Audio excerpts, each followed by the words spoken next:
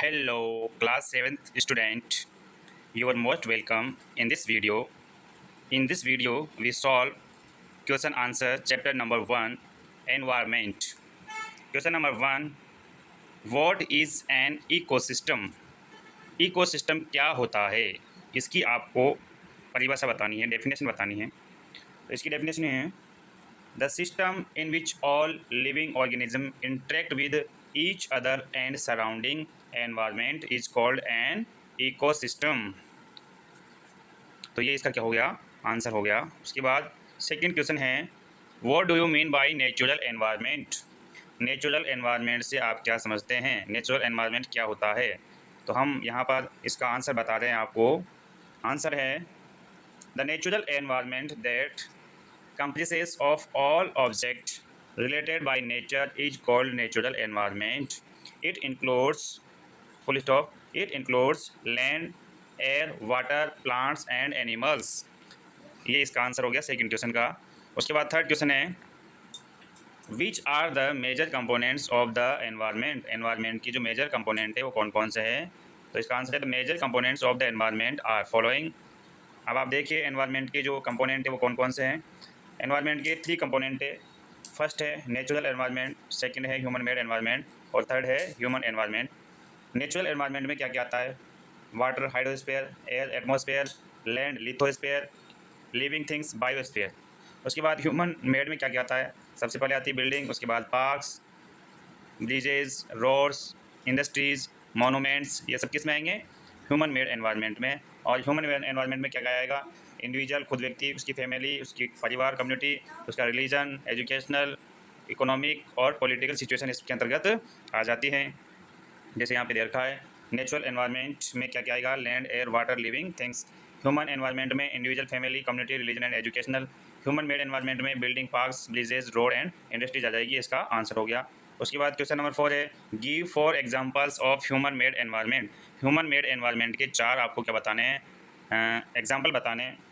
4 examples of the human environment are following. First है building, second है parks, third है industries और fourth है रोड्स। ये आपका आंसर हो गया। उसके बाद 5 क्वेश्चन है व्हाट इज लिथोस्फीयर? लिथोस्फीयर क्या होता है? लिथोस्फीयर इसमें कुछ गड़बड़ हो गया मामला। लिथोस्फीयर ये देखिए आप यहाँ पे लिथोस्फीयर, हमारी पृथ्वी का जो स्थल मंडल है उसको हम कहते हैं लिथोस्फीयर। क्या कहते हैं? Lithosphere. Upper most layer of the earth is called lithosphere. यहाँ पर जो इसका आंसर होगा ये यहाँ पे आएगा top most layer of the earth is called lithosphere. It is made up of rock and minerals and it covered by a thin layer of soil. Next question है which are 2 major components of biotic environment? तो यहाँ पे 2 component of biotic environment यहाँ पे आएगा। the two components of biotic environment are first आ जाएगा plant, first क्या आ जाएगा? फर्स्ट आ जाएगा प्लांट और सेकंड आ जाएगा एनिमल्स। क्या आ जाएगा? एनिमल्स। इसका राइट आंसर हो जाएगा।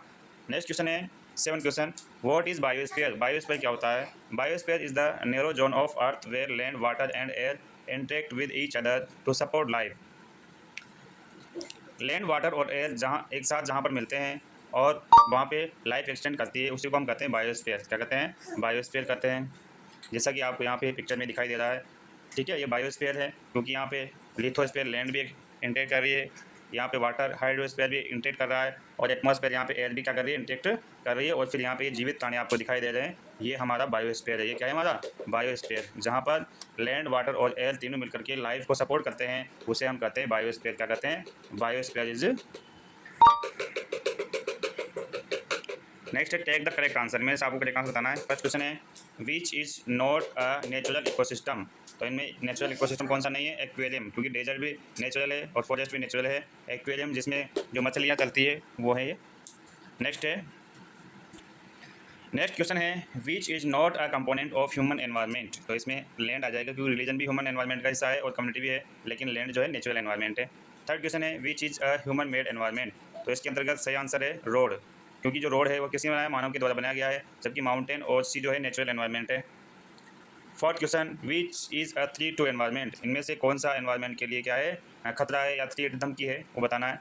तो ग्रोविंग पॉपुलेशन, लगातार बढ़ती जो जनसंख्या है वो क्या है, एनवायरनमेंट के लिए खतरा बनती जा रही है, जबकि जो ग्रोविंग प्लांट्स है और ग्रोविंग क्रॉप्स है ये एनवायरनमेंट के लिए क्या है, हेल्पफुल है, क्या है, हेल्पफुल, जबकि ये जो ग्रोविंग पॉपुलेशन है ये क्या है, एनवायरनमेंट के लिए थ्रेट है। मैच द फॉलोइंग, यहाँ पर मैंने जो सभी जो मैचअप करने वाले थे उनको क्या उनके सामने लिख दिया है, इसलिए आप सीधा इसका मिलान कर लीजिएगा।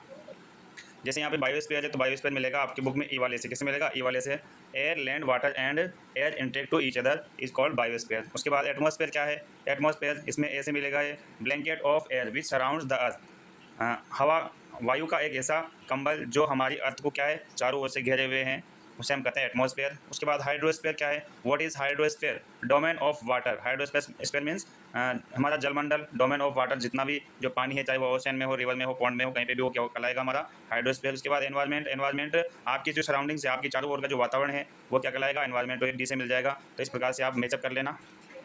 अगला क्वेश्चन है क्वेश्चन नंबर 4, गिव रीजन्स, आपको क्या बताने हैं, रीजन्स बताने हैं। फर्स्ट क्वेश्चन आपसे क्या कर रहा है, man modifies has environment, man modifies has environment, जो आदमी है वह अपने एनवायरनमेंट को क्या कर रहा है, मॉडिफाइज कर रहा है। तो इसका आंसर हो जाएगा मैन मॉडिफाइज हैज एनवायरनमेंट, क्यों कर रहा है इसका रीजन बताना है। टू फुलफिल हैज़ नीड्स, उसकी ज़रूरत को पूरा करने के लिए वो क्या कर रहा है, एनवायरनमेंट में कुछ मॉडिफाई कर रहा है, उसको बदल रहा है, परिवर्तन कर रहा है अपनी ज़रूरत के अनुसार। And to make has life comfortable, जिससे कि जो मनुष्य की लाइफ है वो क्या हो जाए, कंफर्टेबल हो जाए। For example he cuts forest, मानो ने फॉरेस्ट को काट करके, एंड क्लियर लैंड, लैंड को क्लियर करके, साफ करके, किसके लिए, एग्रीकल्चर के लिए, खेती के लिए साफ करके वहाँ पे इंडस्ट्री बना ली, और इंडस्ट्री बनाकर फिर इंडस्ट्री के बाद उन्होंने वहाँ पे बिल्डिंग बना ली, और बिल्डिंग के रूप में हाउसेज बना लिए। तो अपनी नीड्स के लिए, अपनी नीड्स को फुलफिल करने के लिए मेन क्या कर रहा है, एनवायरनमेंट को मॉडिफाई कर रहा है, ये इसका रीज़न है। उसके बाद सेकंड क्वेश्चन है, plant and animal depend on each other, plant और एनिमल जो है एक दूसरे पर निर्भर हैं, क्यों निर्भर हैं, ये आपको कारण बताना है। यही तो हमारा इकोसिस्टम है, इकोसिस्टम में क्या है, प्लांट एंड एनिमल जो है एक दूसरे के ऊपर क्या रहते हैं, इंटरडिपेंडेंट रहते हैं। तो इसका आंसर हो जाएगा plant and animal depend on each other for their survival. For example plants produce oxygen, plant क्या प्रोड्यूस करते हैं, oxygen, during photosynthesis, photosynthesis process के दौरान जो है प्लांट क्या प्रोड्यूस करते हैं, oxygen, which is inhaled by animals, और इनको कौन ग्रहण करता है, एनिमल्स इनहेल करते हैं, श्वास के रूप में इसको ग्रहण करते हैं। On the other hand animal give out carbon dioxide, और जो एनिमल्स होते हैं वो क्या, कौन सी गैस छोड़ते हैं, कार्बन डाइऑक्साइड गैस छोड़ते हैं during respiration, which is use by the plant, और इस कार्बन डाइऑक्साइड CO2 गैस को कौन यूज़ करता है, कौन इनहेल करता है, प्लांट जो है अपनी फोटोसिंथेसिस क्रिया में क्या करते हैं, इनहेल करते हैं। मेकिंग देयर फूड, उनके भोजन बनाने में, किसके, प्लांट जब भोजन बनाते हैं तो CO2 गैस को क्या करते हैं, ग्रहण करते हैं। तो इस प्रकार से आपका जो ये वीडियो है ये समाप्त होता है, आपकी जो सारी क्वेश्चन है वो सॉल्व हो चुके हैं। यदि आपको ये वीडियो पसंद आए तो इसको ज़्यादा से ज़्यादा अपने दोस्तों को शेयर करें, चैनल को सब्सक्राइब करें, यदि आपने चैनल सब्सक्राइब नहीं किया है तो सबसे पहले आप चैनल को सब्सक्राइब कर लें, क्योंकि इस प्रकार के यूज़फुल वीडियो आपकी क्लास से संबंधित मैं बनाता रहता हूँ, जिसका नोटिफिकेशन आपको मिल जाए। इसके लिए आप बेल आइकन को प्रेस कर लें। आप सभी का बहुत बहुत धन्यवाद। Thank you for watching this video.